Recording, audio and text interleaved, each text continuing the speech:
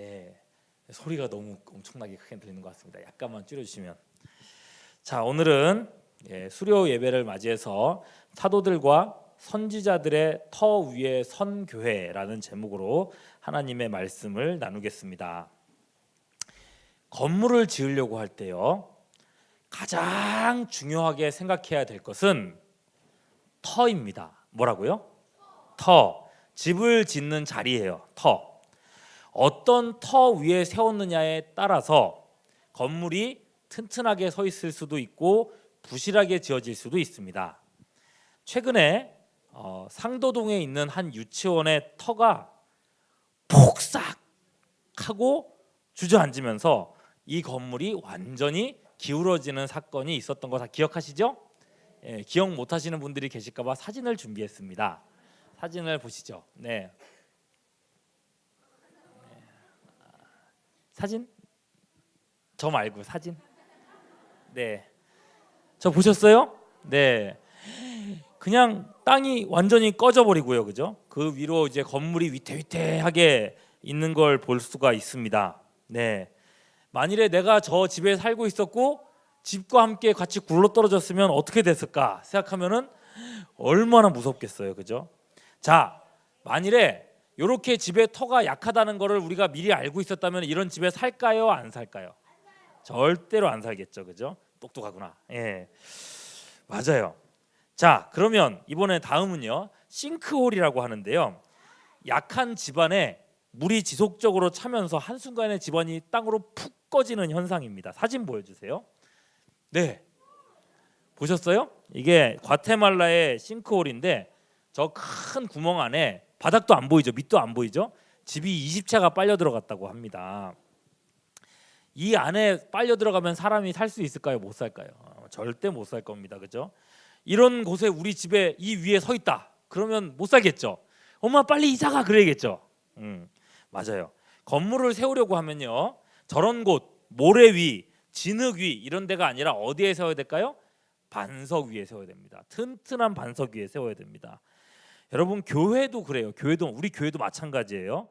교회도 튼튼하게 서가려고 한다면 반석 같은 튼튼한 토대가 있어야 됩니다. 그럼 그 토대는 무엇일까요? 오늘 읽은 말씀에 그 답이 있어요. 20절 말씀인데요. 다시 한번 읽어보겠습니다. 시작. 너희는 사도들과 아직 안 띄었네요. 좀 띄워주십시오. 본문. 네, 시작. 너희는 사도들과 선지자들의 터 위에 세우심을 입은 자라. 교회의 터를 사도들과 선지자들이라고 얘기했습니다.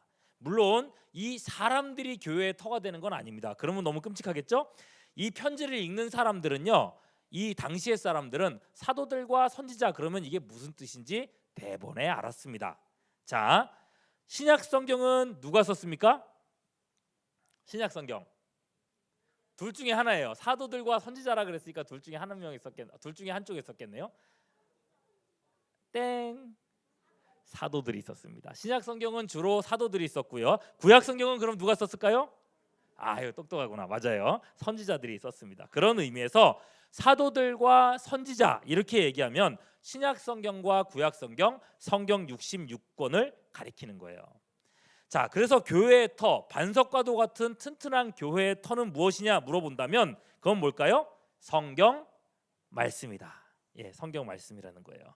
자, 다시 한번 따라해봅시다. 함께 같이 따라해볼게요. 교회의 터는 성경 말씀이다. 교회의 터는 성경 말씀이다. 그렇습니다. 교회가 하나님의 말씀을 가르치는 일과 배우는 일에 열심을 내면은 이것은 교회를 튼튼하게 세운 일입니다. 그러나 교회가 성경 말씀을 가르치는 것을 게을리하면은 어떻게 될까요? 아까 싱크홀처럼 와르르 하고 무너져 버리는 겁니다. 네. 그런 면에서 저는요, 우리 교회가 아주 튼튼한 토대 위에 서 있다고 확신합니다. 왜 그러냐면요, 우리 목사님들을 보면 알 수 있어요. 우리 목사님들이 설교를 준비하는데 설교 한 편을 준비하기 위해서 얼마나 노력을 하는지 모릅니다. 새벽기도 설교를 한 15분 정도 설교를 해요.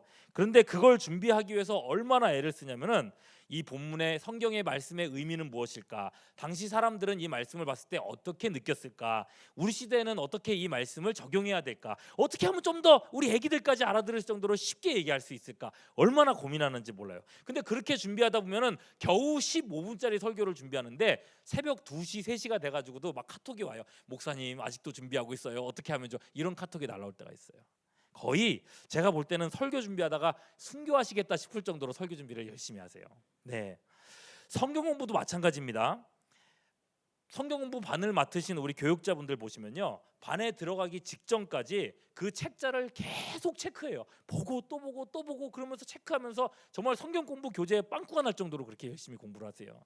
그렇게 가르치시는 거예요. 우리 선생님들, 교육자들만 그런 게 아니에요. 우리 선생님들, 리더들도 마찬가지예요. 우리 선생님들이 보면요, 학생들한테 더 잘 가르치려고 얼마나 애쓰고 연구하고 공부하는지 모릅니다. 최근에요, 교회를 이렇게 쭉 다니면서 보는데 우리 유년부에 전도사님 이름이 뭘까요? 예, 우리 전도사님 이름 잘 아셔야 돼요. 유년부 우리 서영생 전도사님이 우리 교육부서 선생님들을 막 교육을 하고 있는데요. 선생님들 눈빛이 막 반짝반짝반짝 살아 있더라고요. 예. 어떻게 해서든지 하나라도 놓치지 않고 이거를 아이들한테 가르쳐야지 이런 마음으로 배우고 있더라고요. 예. 그러니까 하나님의 말씀이니까 더 실수하지 않으려고 하는 그런 모습들이 참 눈에 보였습니다. 어제 저녁에도요, 저는요 우리 청년부 선생님들을 담당하고 있는데 우리 청년부 리더들 성경 공부를 어젯밤에 했습니다. 하는데 1시간 정도 교육 공부를 하는데 책자에 계속 체크를 하고 빈칸을 채우면서 이 내용을 어떻게 가르쳐야 될까 얼마나 많이 고민을 했는지 모릅니다. 청년 리더들이 막 여러 가지 질문들을 해요. 목사님 이럴 때는 어떻게 해요? 이건 무슨 뜻이에요? 계속 질문하는데 이 좋은 질문들이 많이 나오더라고요. 공부하는데 같이 공부를 하는데 막 열이 막 올라오는 게 느껴집니다. 막 몸이 막 뜨거워져요. 야, 진짜 열심히 공부하는구나라고 생각했는데 웬걸요? 바닥에 장판이 엄청 뜨겁더라고요. 예. 어쨌건 그렇게 뜨겁게 공부를 했다는 겁니다. 네. 내년에 청년부가 더 기대되는 이유죠. 네. 마태복음 28장 20절에 보면 이렇게 말씀하고 있습니다. 같이 볼게요. 시작. 내가 너희에게 분부한 어떤 것을요? 모든 것을 가르쳐 지키게 하라고 했어요. 하나님은요, 예수님은요, 우리에게 모든 것을 가르쳐 지키라고 했어요. 선생님, 리더, 교사분들, 내가 알고 있는 거 그거 가르쳐 주겠다 거기서 만족하시면 안 됩니다. 주님은 모든 것을 가르치라고 했습니다. 그런 마음으로 열심히 배우고 가르치는 우리 모두가 될 수 있기를 바랍니다. 여러분, 말씀을 가르치는 열정만큼 교회는 더욱 든든하게 서가게 된다는 것입니다. 그리고 그렇게 열심히 말씀을 가르치고 배우면 두 가지 현상을 우리가 발견하게 되는데요, 경험할 수 있는데요. 자, 두 가지 현상. 첫 번째는요, 교회의 모퉁이돌이 되시는 예수님을 만나게 됩니다. 예, 반드시 만나게 돼 있습니다. 왜 그러냐? 요한복음 5장 39절 같이 한번 읽어보겠습니다. 시작. 너희가 성경에서 영생을 얻는 줄 생각하고 성경을 연구하거니와 이 성경이 곧 내게 대하여 증언하는 것이니라. 여기서 나는 누굴까요? 예수님이라는 거예요. 성경을 읽으면 성경의 내용은 결국 뭐라고요? 예수님에 대한 증언이라 그랬어요. 그러니 성경을 보는 자는 예수님을 만날 수 있다. 할렐루야? 네, 그렇습니다. 예수님을 믿는다고 하면서도 성경을 전혀 안 읽죠. 예수님을 믿긴 하지만 그 믿음은 제대로 된 믿음이 아닐 수도 있습니다. 내 머릿속에서 만들어진 예수님, 내가 원하는 대로 움직여줘야 되는 로봇 같은 예수님일 수도 있어요. 내 영혼을 구원하고 내게 영생을 주시는 예수님이 아니라 딱 내 수준만큼의 예수님, 그 예수님을 섬기는 겁니다. 그러니까 성경의 예수님을 섬기는 게 아니죠. 쓰는 거는 예수님이라고 써놨는데 읽기로는 나 이렇게 읽어요. 결국 나를 믿고 섬기는 겁니다. 그러니 여러분, 예수님을 바르게 만나는 게 중요하죠. 20절에 보면 예수님을 뭐라고 불렀어요? 20절 말씀 보니까 예수님을 모퉁이돌, 뭐라고요? 모퉁이돌이라고 불렀습니다. 고대 사회에서요, 모퉁이돌은요, 건물이 있잖아요. 건물이 있으면은 이 건물이요, 건물의 맨 밑에 여기 모퉁이에다가 딱 있는 벽돌이 같은 건데, 이 벽돌이요. 자, 이 벽돌 같은 건데요. 이 돌의 면에다가 한 개에 딱 이렇게 세워놓고 이 돌의 면에다가 다른 벽돌들을 계속 이어붙이는 겁니다. 위로도 이어붙이고 옆으로도 이어붙이고 이쪽으로도 이어붙여가지고 건물을 짓는 거예요. 이 모퉁이돌. 그래서 모퉁이돌의 모양에 따라서 집의 모양이 달라졌다고 합니다. 삐뚤빼뚤한 모퉁이돌이 되면 집의 모양도 어떻게 될까요? 삐뚤빼뚤. 예쁜 모양의 돌이 되면 어떻게 집의 모양은 어떻게 될까요? 예쁜 모양의 돌이 되겠죠. 그렇게 돼. 무슨 아파트? 그래요. 집 무슨 아파트에 사는가 봅니다. 네, 그렇죠. 네, 그러니 잘못된 예수님의 상이 머릿속에 들어오면은 그 사람의 신앙 생활도 엉망이 될 수밖에 없다는 거예요. 반면 모퉁이 돌이 이쁜 모양으로 박혀 있으면은 전체 집의 모양이 아름답게 서게 됩니다.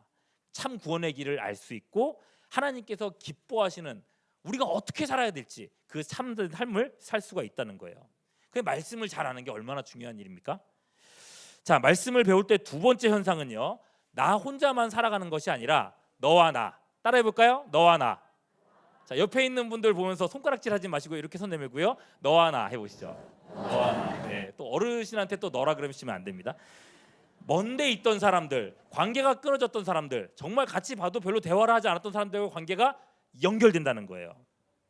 21절 22절 말씀 보겠습니다. 시작. 그의 안에서 건물마다 서로 연결하여 주 안에서 성전이 되어가고 너희도 성령 안에서 하나님이 거하실 처소가 되기 위하여 그리스도 예수 안에서 함께 지어져 가느니라. 자, 오늘 말씀은요, 특별히 유대인과 이방인이 예수님 안에서 하나 되는 이야기입니다. 유대인과 이방인.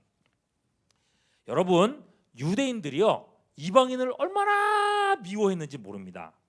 우리도요 보기 싫은 사람이 있어. 정말 너무 보기 싫은 사람이 있어. 그런데 그 사람이 나랑 같이 밥 먹는 데 있으면 그 사람하고 같이 밥 먹고 싶어요? 밥 먹기 싫어요? 밥 먹기 싫어요. 진짜 싫은가 보다. 그죠? 네, 먹기 싫어요. 그래서 유대인들도 정말 그랬어요. 식당에서 밥을 먹고 있는데 이방인이 그 식당 안에 들어오잖아요. 이방인이 식당 안에 들어왔던 것만으로도 이 사람들은 굉장히 불쾌하면서 밥을 딱 던져버리고 밖으로 나와버렸어요. 그만큼 싫어했어요.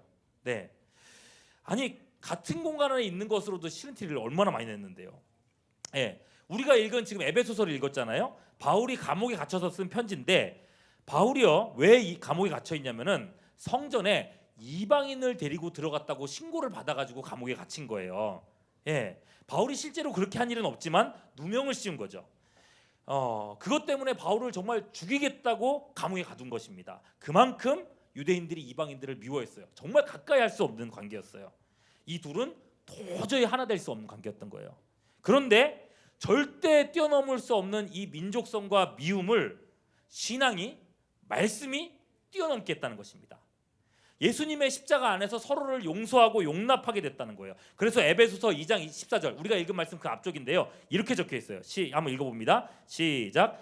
그는 우리의 화평이신지라 둘로 하나를 만드사 원수된 것 곧 중간에 막힌 담을 자기 육체로 허시고. 담이 있었는데 이방인과 우리 사이에 옆 사람과 나 사이에 큰 담이 있었는데 대화가 되지 않는 담이 있었는데 예수님이 어떻게 하셨다고요? 예, 헐어버리셨다는 거예요. 꽝 깨트려 버리셨다는 거예요. 자, 여러분 원수가 어떻게 하나 됩니까? 쉽지 않아요. 지금도 그렇잖아요. 일본하고 우리나라하고 친해요, 안 친해요? 안 친하다. 벌써 애들도 알잖아요. 여러분 K-팝이 일본에서 얼마나 많은 인기를 얻고 있습니까? 그죠? 우리나라 가수들이요. 일본에서 막 가와 뭐 일본어를 모르겠어요. 죄송해요. 하여튼 일본 사람들이 한국 가수들 얼마나 좋아하는지 몰라요. 그 한국 사람들도 일본에 많이 여행도 많이 가지 않습니까? 그래서 일본하고 한국이 많이 친해진 것 같은데 한 번씩 막 문제가 터져 나오고 여러 가지 문제들이 계속해서 나오잖아요. 그래서 아이들한테 물어봐도 일본하고 대한민국은 친하지 않다는 얘기 하잖아요. 네. 자, 사람의 방법으로는 원수된 것이 치료가 안 된다는 거예요. 그러나 성령과 십자가 말씀 안에서는 가능하다 안 하다? 가능하다. 네. 이방인과 유대인들이 하나 될 수 있었다면은 우리도 예수님 안에서 더욱더 하나 될 수 있다고 말씀하는 것입니다. 여러분 연말이 되면요. 각 교육부서마다 반편성을 해요. 그러면 여기저기서 앓는 소리가 나와요. 끙끙거리면서 앓는 소리가 나와요. 무슨 소리일까요? 아우 얘하고는 붙여놓으면 안 돼. 싸워 삐져. 아유 얘하고 이 친구는 친하니까 얘하고는 붙여놔야 돼. 이러면서 막 해요. 그런데 놀라운 건 뭔지 아십니까? 어른들도 그런 게 있다는 거예요. 네. 여러분 항상 끼리끼리만 있으려고 하고 싫은 사람하고 같은 반이 되면은 어떤 친구들은 교회도 안 나오려고 한대요. 얘하고 같은 반 되면 나 교회 안 나올 거예요. 그런데요. 여러분 사실 살면서요 제일 힘든 것 중에 하나가 인간관계예요. 이게 뭐 나쁘거나 이상한 일이 아니에요. 그게 사람의 마음이에요. 쉽지 않아요. 싫은데 어떻게 하라고, 그죠? 그러나 하나님의 말씀이라고 하는 터 위에 있으면 이런 어려움들이 점차적으로 극복될 수 있다는 것입니다. 물론 쉬운 일은 아니에요. 그러나 말씀 안에서 해결의 길은 반드시 보인다는 겁니다. 그래서요 21절 22절 말씀 끝나는 단어들을 다시 한번 보세요. 21절을 띄워주시죠. 예, 다시 찾아서 보시면 돼요. 21절 보시면은 끝나는 단어에 뭐라고 되는지 보세요. 21절입니다. 찾을 수 있어요? 네. 자, 주 안에서 성전이 그 다음에 보세요. 뭐라고 했습니까? 되어 가고. 그 다음 말씀 보세요. 22절도 찾을 수 있습니다. 네, 맨 끝에 말씀이요. 함께 지어져 가느니라. 지어졌다가 아니라 지어져 간다고 얘기했어요. 진행형이에요. 되어져 가고 있다는 것입니다.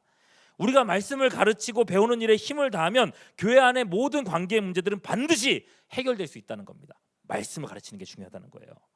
여러분, 말씀을 통해서 학생들이 모퉁이 돌 되시는 예수님을 참으로 만나게 되고 교회 안에 사람들이 서로 친밀해지고 하나 될 수 있다면 교회에 얼마나 생명력이 넘쳐날까요? 교회 생활이 얼마나 행복할까요? 힘이 날까요?